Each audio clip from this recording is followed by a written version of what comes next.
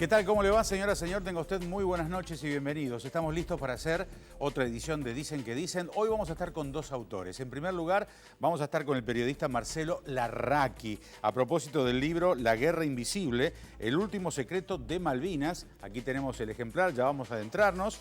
Y también estaremos con el colega Daniel Balmaceda, a propósito del apasionante origen de las palabras, ¿no? Daniel siempre incursionando en esos temas interesantes. Con Marcelo Larraqui, con Daniel Balmaceda, hacemos esta edición de Dicen que Dicen y después estos auspicios. Auspician este programa. Es acá, Estación Alvear, un barrio abierto a vos. ¿Querés invertir? Solicita tu cuenta comitente sin costo en Banco Coinag y comenzá a operar en bolsa. Escribinos a valores@bancocoinag.com y recibí asesoramiento personalizado o ingresá a www.bancocoinag.com.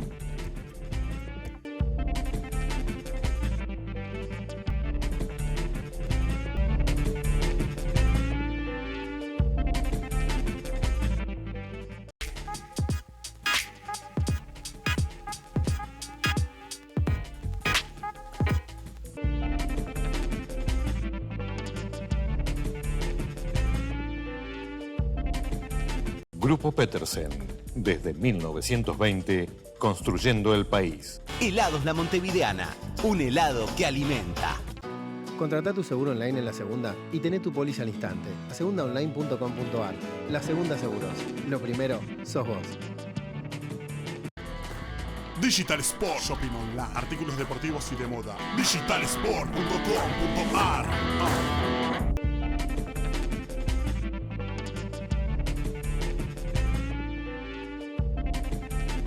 Maers Climatización, sistemas de calefacción por agua, calderas y radiadores.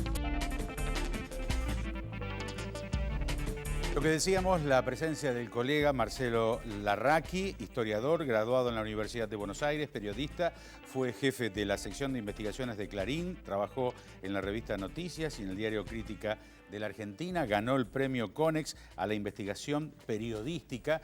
Va a ser un gusto tenerte, Marcelo, bienvenido al programa. Hola, ¿qué tal, Alberto? Gracias, Mucho gusto para mí también. Bueno, nos vemos cada tanto, cada vez que presentas un libro, prolífica la actividad del escritor y del periodista, porque en un promedio de cada 2 años siempre tenemos un libro de Larraqui y por cierto que todos son exitosos y muy vendidos. En este caso, La Guerra Invisible, el último secreto de Malvinas. Y voy a leer, parte de lo que dice: en shock por el hundimiento del destructor Sheffield, por parte de la Argentina, Gran Bretaña teme una derrota y envía a un escuadrón de 8 hombres a Tierra del Fuego. Tienen una misión imposible: encontrar y destruir los aviones Superétendard, los aviones franceses, y los misiles Exocet, alojados en una base militar en la Patagonia, y matar a los pilotos. Vaya que sí es interesante. ¿Por qué decidiste escribir sobre esto, Marcelo?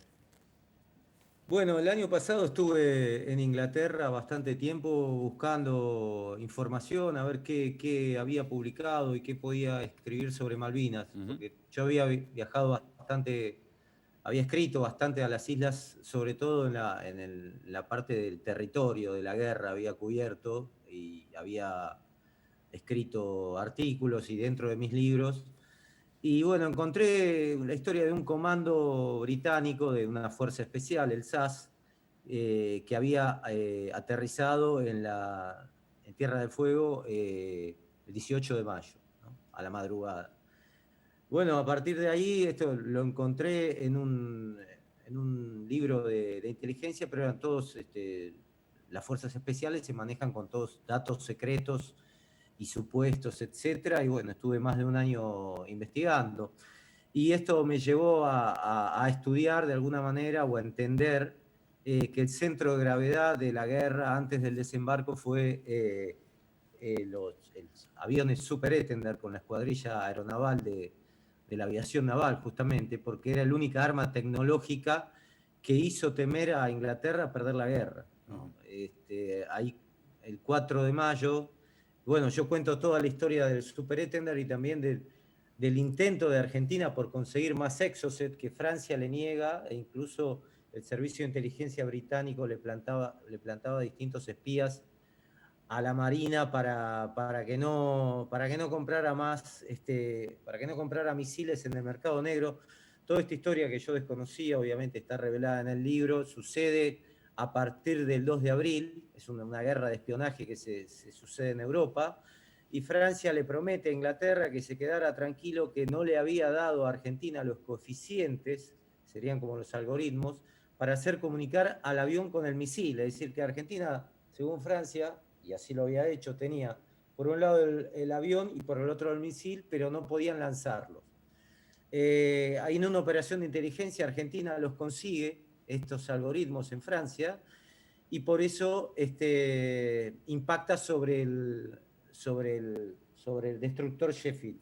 Hasta 30 segundos antes de impactar, los dos pilotos, Bedacarrás y Mayora, no sabían si este sistema de armas podía funcionar.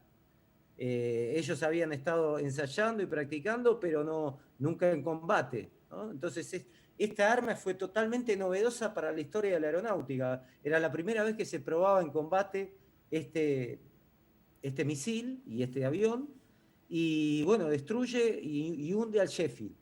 Esto hace entender a Gran Bretaña que si Argentina impacta sobre el Hermes o sobre el Invincible, que es el otro portaavión, con toda la logística que tenían de helicópteros, de aviones, etcétera, embarcados, podía perder la guerra. Entonces empieza esta operación de esta fuerza especial a intentar matar a matar a los pilotos y destruir la base. No era la única, es la única que yo relato, pero ellos tenían también 2 aviones Hércules en la isla de Ascensión con un grupo especial para aterrizar en la base aeronaval de Río Grande, y también los aviones Vulcan, que ya habían bombardeado Malvinas el 1 de mayo, que bombardean el aeródromo de Puerto Argentino.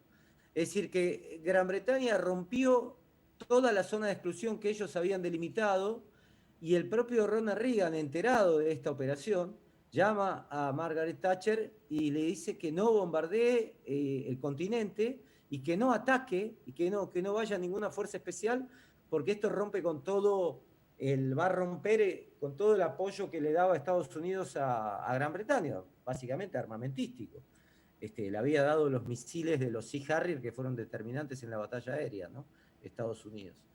Y bueno, esta operación se hace con muchos problemas logísticos, con muchas disidencias internas, con muchos problemas de comunicación, cambian el lugar aterrizan, tienen muchos problemas porque no saben dónde están ubicados, porque la inteligencia era precaria. Yo cuento la historia por primera vez del capitán Legg, que es un nombre que se mantuvo secreto hasta ahora, ¿no?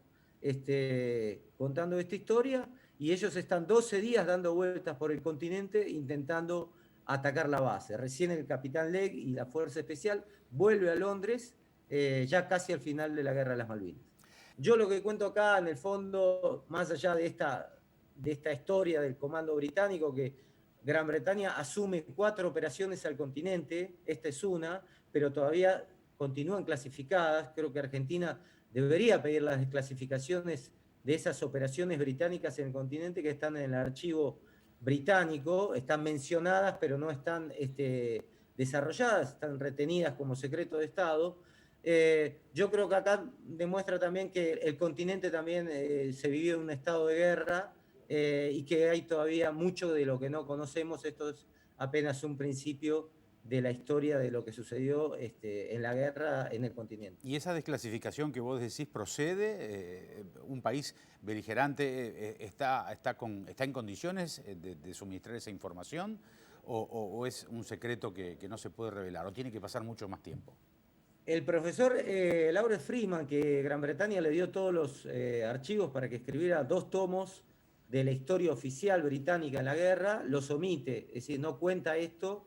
Yo leí los tomos y está totalmente omitido este escuadrón. Dice que lo habían pensado, pero no, el escuadrón aterrizó, eran 8 hombres conducidos del Service Air Special, conducidos por el capitán Andrew Legg. Pero recién hace unos años, Inglaterra comienza a colocar en diciembre del 2012, dice en el archivo, 4 operaciones, pero solo les coloca el nombre y nada más. No da ningún detalle de esas operaciones. Ten en cuenta que las operaciones de las fuerzas especiales son secretas, y esta fue una operación de una fuerza especial, como lo iba a ser la del Hércules, que eran 2 aviones Hércules que estaban también a la espera, se mantuvieron latentes hasta el 30 de mayo de aterrizar en las islas. Y otra que estuvo latente, que ya era de la Real Fuerza Aérea, de la Fuerza Aérea Británica, eran las del Vulcan, que ellos también tenían todo el mapa y la hoja de ruta de cómo llegar a la base de Río Grande para bombardear la base. Lo que más le preocupaba a Gran Bretaña era el Superétender, lo demás lo podía controlar. Pero el Superétender creo que fue la única fuerza enemiga que estaba tecnológicamente a la par de lo que ellos tenían, ¿no? Después de esa utilización armado, del misil y del avión, bueno, seguramente Francia habrá tenido varios mercados, ¿no?, para poder vender el avión. El valor del misil multiplicó por 5. Francia festejó, pese a ser aliado de Gran Bretaña y de haber impedido el traslado de más misiles y de más aviones durante la guerra. La oficina OFEMA, que es la oficina que vendía el misil, se lo empezaron vendiendo a Irak, le vendieron 100 misiles en ese momento que estaban en guerra con Irak, lo festejaron y aumentaron 5 precios el valor, porque vendían el misil como probado en combate. Argentina probó por primera vez ese misil incluso antes que Francia, ¿no? Se podría decir que con 5 misiles más, que no es nada, ¿no?, a la hora de armamento de un país, ¿Argentina ganaba la batalla?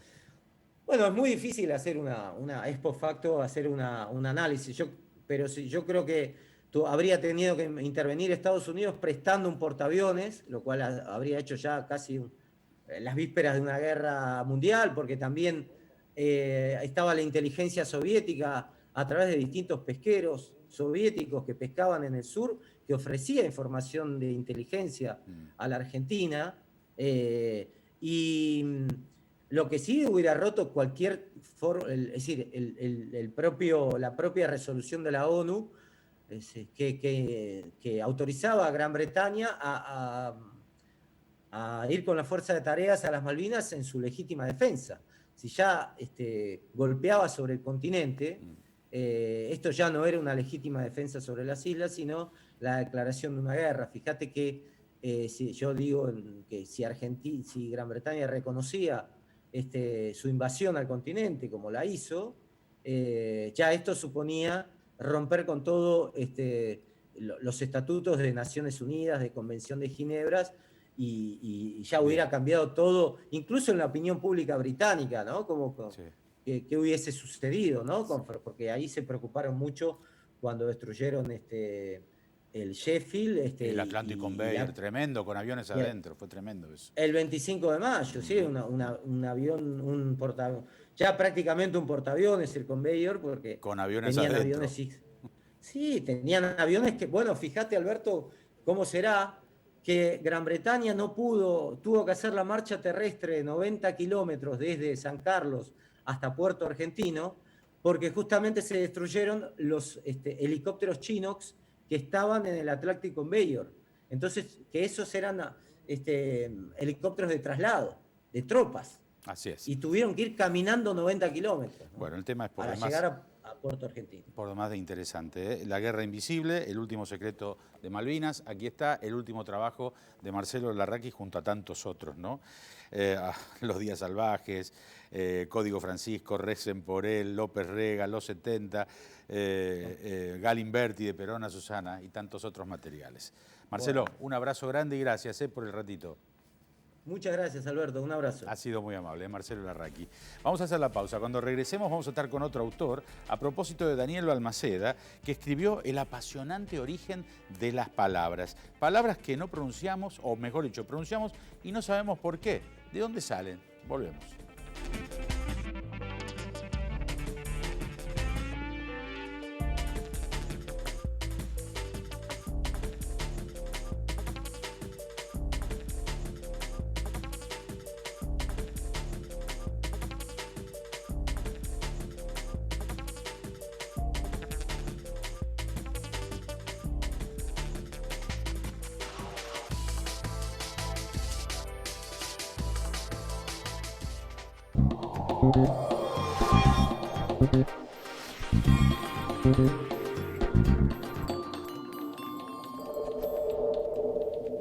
Capacitate de forma fácil y gratuita. Accede al Instituto Legislativo de Capacitación Permanente en legislatura.gov.ar. Legislatura porteña. Nos une la ciudad.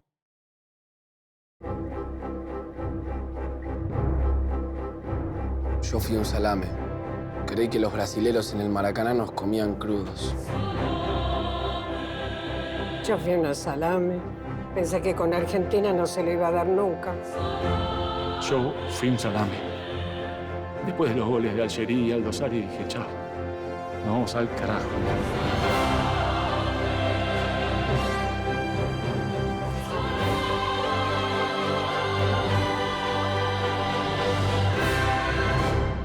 Argentina debe conquistar nuevos mercados para converger con las economías más desarrolladas. Adrián Mercado cuenta con portfolios de inversión, agroindustriales, de logística, yacimientos de litio y otros minerales. Llegó la hora de Adrián Mercado Comex. Vení a Jujuy y descubrí mucho más de lo que esperabas. Descubrí sabores, descubrí su gente, descubrí su energía. Gobierno de Jujuy, el norte a seguir. MSR Puerto Norte, más allá de un edificio, el lugar más seguro para que jueguen tus hijos. Un proyecto diseñado para que vivas mejor. MSR Puerto Norte, más allá de un edificio, calidad de vida. MSR Puerto Norte, más allá de un edificio, más allá de todo. Comercializa Lamelas, www.msrpuertonorte.com. Rosario más cerca, una ciudad para relajarse o mantenerse en movimiento. Un lugar para perderse y para encontrarse. Una ciudad joven, creativa, donde la historia se vive a cada paso. Inquieta y movediza, auténtica como solo ella sabe. Un clásico. Rosario, tu escapada todo el año. Cerveni, 80 años de calidad argentina. Motores eléctricos y electrobombas para todo tipo de usos. Ventilación domiciliaria o industrial y soluciones eficientes en energías renovables.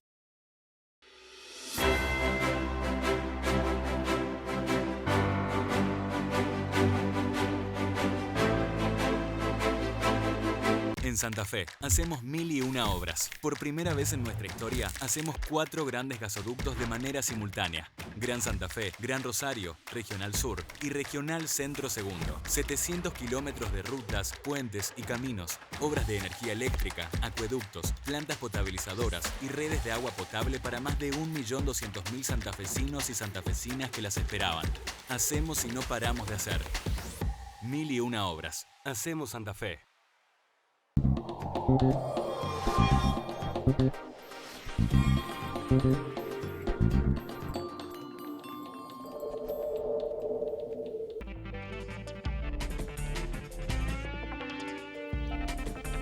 Y lo prometido, la presencia de Daniel Balmaceda, periodista por la Universidad Católica Argentina, editor de la revista Noticias, Newsweek, El Gráfico, Aire Libre, La Primera, Periódicos de la Historia, miembro titular y vitalicio de la Sociedad Argentina de Historiadores. Entre otras actividades, Daniel Balmaceda, a propósito de su nuevo libro, El apasionante origen de las palabras, que aquí tengo y ya está en contacto con nosotros. Bienvenido al programa, Daniel. Hola Alberto, un gusto saludarte. Gracias, gracias por atendernos. Bueno, a ver, ¿por qué tomaste la decisión de indagar en el significado de las palabras que tantas veces pronunciamos y muchas veces no sabemos por qué? Porque en el trabajo de la historia, del historiador, siempre están las cartas, los periódicos antiguos, los documentos, y allí uno se encuentra con otros usos de los términos de la manera que los empleamos hoy. Y entonces siempre me generó muchísima curiosidad avanzar en ese terreno del conocimiento del vocabulario. A ver, distintas palabras, orígenes. Por ejemplo, la palabra patobica, otro término, lo pronunciamos a cada rato. 2x3 nos dan una buena noticia al respecto, en el trato a la gente, en ingreso a los boliches. ¿De dónde surge? En la década del 40, Víctor Casterán con su nombre formó Víctor Casterán el criadero de patos Vicas, con doble S. Y estos patos eran doble pechuga, eran muy bien alimentados, se hicieron muy famosos y entonces comenzó a nombrarse en la playa a los que caminaban con el percho erguido patobicas porque parecían los de la publicidad de la granja de este señor. Claro, lo increíble es que pasan los años, las décadas y el siglo, a lo mejor, ¿no? Y se le da el significado adecuado. Pirulos, tiene que ver esto más que con el sobrenombre, con los años, ¿no? La edad de una persona. Pirulos, ¿de dónde surge? Bueno, a la perinola también se la llamaba pirulo. Ajá. Y justamente cada vuelta que da uno alrededor del sol, alrededor de la Tierra, digamos, cada vuelta nosotros le decimos pirulo y esto se usaba ya en los años 30. Así que el año calendario para cada persona era una vuelta más del pirulo. Cuando vemos a la hora de llenar algún papel, se nos pide los requisitos, ¿no? Nombre y apellido. Lo primero que leemos es nombre de pila. ¿Por qué pila? El nombre de pila es el nombre que recibimos al bautizarnos porque es el nombre que obtenemos en la pila bautismal. Ah, mira. De hecho, cuando uno pregunta cuál es su gracia, se refiere a justamente cuál es su nombre, el nombre que recibimos en el bautismo es la gracia de Dios y de allí nos viene también pila, el nombre de pila y gracia, todo vinculado con el bautismo. Cuando uno está un poco aburrido en algún lugar o no parece muy propicio el ambiente, dice, la verdad me voy a tomar el olivo, tomarse el olivo. Bueno, lo voy a vincular, la palabra aburrido también un poco, vas a ver que tiene sentido en este caso. Tomarse el olivo era en las corridas de toros, ir a la protección de los maderos de olivo que hay a los costados para no sufrir el embate del toro, y entonces tomarse el olivo era originalmente huir, tomarse el olivo, pero ahora ya lo usamos también en el sentido de retirarse. Sin embargo, hay un tema vinculado con el aburrimiento y también con los toros. En las corridas de toro en España había algunas que se hacían ya directamente colocándole unas bolas de madera al toro para que no fuera peligroso sus cornadas. Y entonces esas corridas de toros se decían que eran toros embolados porque justamente no ofrecían ningún riesgo y por lo tanto eran ciertamente aburridas para los fanáticos de las corridas de toro, pero luego se trasladó la palabra a los papeles de los actores y se decía que aquel actor que tenía un papel embolado era un papel insignificante, sin importancia, sin peso en la obra de teatro y por lo tanto podía no estar. Entre todas esas cosas, entre la corrida de toros y los actores, ahora cuando decimos que algo es aburrido, decimos es un embole. Una persona creída en sí misma se puede decir, palabras más, palabras menos, tiene muchos humos.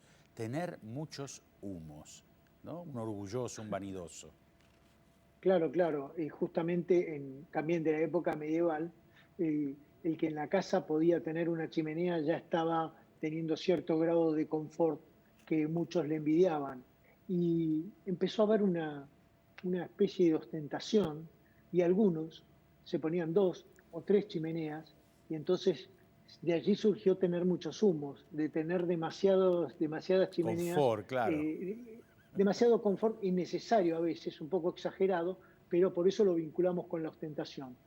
A veces cuando vamos a algún lugar formal nos jactamos de estar de punta en blanco, ¿no?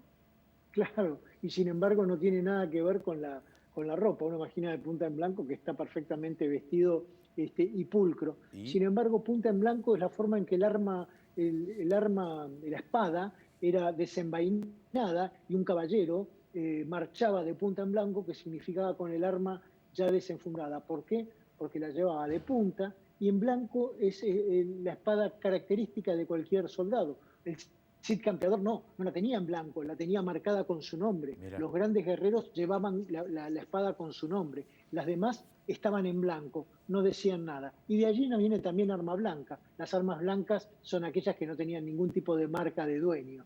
Bueno, no, se nos termina el programa, no vamos a llorar la carta, ¿no? Al respecto. ¿Y eso de dónde? Bueno, una de las típicas formas de pedir dinero era golpear la puerta. En Buenos Aires se usaba mucho, en Rosario también. Golpear la puerta de un vecino y llegar con una carta diciendo en un idioma extranjero, la carta diciendo que habían perdido todo, que habían, digamos, mostrando cierta dificultad para pedir dinero al vecino. Entonces, como si en general lo hacía una mujer con un niño en brazos y llegaba llorando, se llamaba llorar la carta a victimizarse. Y también estaban los pordioseros, que eran los que pedían plata y decían por Dios, por Dios, por Dios, pidiendo plata, y se los llamó pordioseros. Imagínense que el libro con 425 páginas debe tener tantas acepciones. Bueno, las recordás todas, es impresionante, ¿no? Bueno, para eso has trabajado y has investigado. El apasionante origen de las palabras. Daniel, te mandamos un abrazo, y lo mejor para esta nueva publicación tuya. Gracias. Muchas gracias, Alberto. Un gran abrazo para vos y gracias por tu generosidad de siempre. Al contrario, Daniel Balmaceda. Sugerencias a dqd@fivertel.com.ar. Tuvimos 2 periodistas, tuvimos 2 escritores, 2 libros presentados en esta edición. Nos vamos a reencontrar la próxima semana. Han sido muy amables.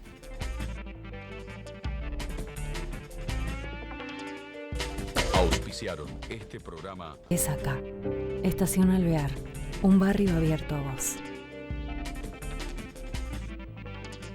¿Querés invertir? Solicita tu cuenta comitente sin costo en Banco Coinag y comenzá a operar en bolsa. Escribinos a valores@bancocoinag.com y recibí asesoramiento personalizado o ingresá a www.bancocoinag.com.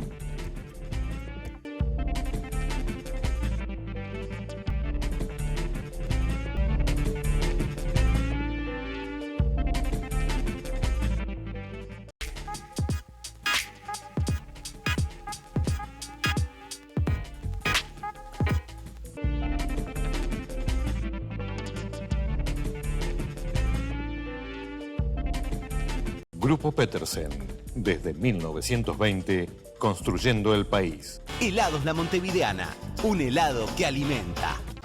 Contratá tu seguro online en La Segunda y tené tu póliza al instante. lasegundaonline.com.ar. La Segunda Seguros. Lo primero, sos vos. Digital Sport Shopping Online. Artículos deportivos y de moda. Digitalsport.com.ar.